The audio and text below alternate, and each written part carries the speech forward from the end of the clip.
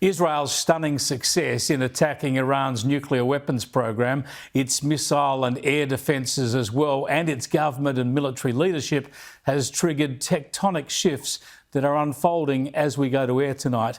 Missile alerts are being issued in Israel. There are explosions across Iran, and Tehran is in panic. Donald Trump has left the G7 summit early in Canada to return to the White House and deal with the Middle East crisis. He took to social media warning Iranians to evacuate Tehran.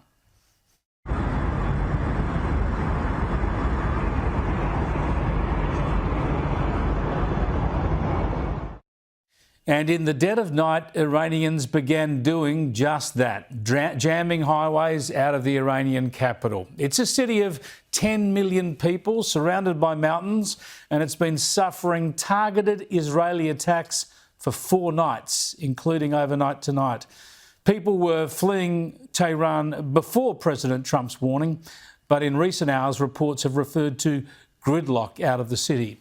An Iranian television presenter was interrupted when the studio was hit, apparently, by an Israeli strike.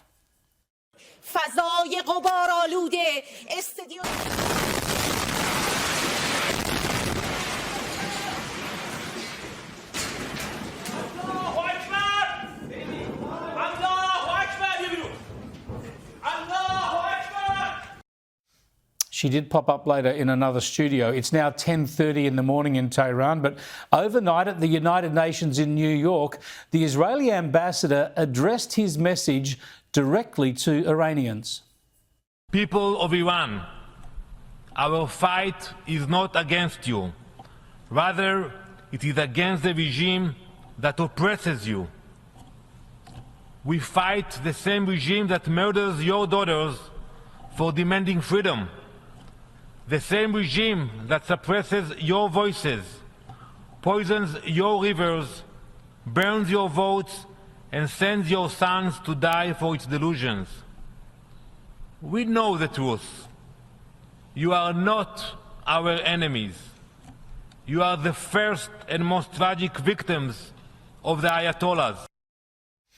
Before President Trump left Canada, he pleaded with Iran to accept a deal. The deal offered before but rejected, a deal to end its push for nuclear weapons in exchange for peace.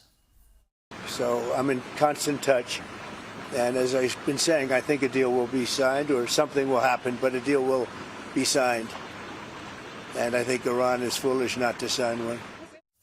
But with more US military assets moving to the Middle East, the Defence Secretary spoke about American preparedness. We're vigilant, we're prepared, and we've messaged consistently from the beginning that we're in the region to defend our people and our assets. And Israel took an action out of self-defense. We believe that Iran, as President has said from the beginning, should not have a nuclear weapon. That position hasn't changed. They can give it up peacefully. That position hasn't changed. And as a result, right now, we've got assets in the region and we're going to defend them. Importantly, it's long been understood that Israel doesn't have the bunker-busting bombs that can penetrate far enough underground to take out all of Iran's nuclear facilities, which have deliberately been built deep below the surface. But US smart bombs delivered by B-2 stealth bombers can do this job. And the question now is whether the US has decided to finish that task and whether they are deliberately escalating pressure on Iran to give up and do a deal. Either way, this is an opportunity too far gone to be wasted by the US or Israel, not to mention the rest of the Western world. The Iranian pursuit of nuclear weapons has been the strategic threat that has most troubled Israel and has worried the US and European allies deeply for 2 decades. After the failure of Barack Obama's deal and a European deal and endless thumbing of the nose from Iran, as Israel and the US have issued increasingly strident warnings, Israel took the crucial step of launching its attack last week. Israel is doing very well, as you probably noticed, and I gave Iran 60 days, and they said no, and the 61st you saw what happened. Day 61. Yeah, so the question now is whether the US is going to finish this job, and if so, when and how. Australia's role in this under Anthony Albanese has been truly pathetic. We've seen nothing but false equivalence. For years, Australia's official position has been to oppose Iran gaining nuclear weapons and to help pressure it through sanctions, even though we maintain an embassy in Tehran. But this week, Albanese and his Foreign Minister Penny Wong, who seem to have an ideological disregard for Israel, well, they tried not to take sides. They failed to support Israel's action against Iran, and they failed to strongly demand that Iran abandon its nuclear ambitions. Instead, we've had weasel words.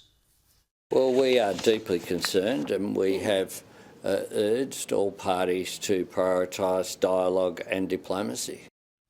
Yeah, a little chat'll do it, Albo. Albanese and Wong have made Australia irrelevant, failing to stand up against the malign influence of Iran, which exports terrorism, is run by religious zealots committed to obliterating Israel, and is working towards nuclear weapons.